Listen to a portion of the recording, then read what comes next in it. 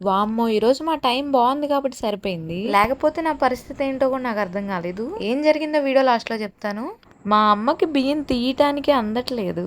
నేను బియ్యం తీస్తానమ్మా నువ్వు పక్కకు వెళ్ళు అని అంటే ఏమంటుందో తెలుసా? నువ్వన్నీ తడి చేతులతో పట్టుకుంటావు, ఆగం చేస్తావు, నాకేం అవసరం లేదులే పక్కకు పో అంటుంది. మాటకి నేనేమన్నానో తెలుసా? పక్కకు పో అంటే నేను పక్కకు పోక నీ పక్కన వచ్చి నుంచుంటానే ఏంటన్నాను. ఈ డైలాగులకి ఏం తక్కువ లేదులే గాని ముందు గోంగూరలు అని తిట్టింది. నాకు అదేంటో మా అమ్మ తిడుతుంటే నవ్వే వచ్చింది. నాకు చెప్పింది మా అమ్మ ఏం చేయాలి, గోంగూర ఒలవాలి. కానీ మా అమ్మ ఏం చేస్తుందో తెలుసా? ఒక పెద్ద గిన్నెలోకి అయితే చక్రాలు వేసుకొచ్చుకుంది, గోంగూర ఒలుస్తుంది, తింటుంది. గోంగూర ఇక మా అమ్మ ఒలిచేపాటికి పుణ్యకాలం అయితే అయిపోతుంది అని చెప్పేసి ఉన్నది 2 కట్టలు అనేసి నేను కూడా వెళ్ళి ఒలిచేసాను. గోంగూర ఒలవాలంటే భలే చిరాకేసింది నాకైతే. అందుకేనేమో మా అమ్మ టైం పాస్ చేస్తూ ఒలుస్తూ తింటూ పని చేసింది. నాకైతే రోటి పచ్చళ్ళలో ఎక్కువగా ఇష్టంగా తినేది మాత్రం టమాటా పచ్చడి మాత్రమే. ఎంతమందికి రోటి పచ్చడి అంటే ఇష్టమో కామెంట్ చేయండి.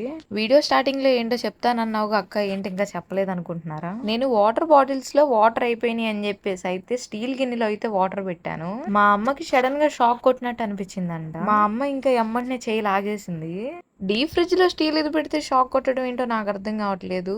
ఇప్పటికి 2-3 సార్లు నుంచి ఇలానే జరుగుతుంది. అందుకని చెప్పేసి మా అమ్మ ఇంకా ఫ్రిడ్జ్ స్విచ్ ఆఫ్ అయితే తీసింది. ఇలా ఎందుకు జరుగుతుందో మీకేమైనా తెలిస్తే కామెంట్ చేసి చెప్పండి. వీడియో నచ్చితే లైక్ చేయండి.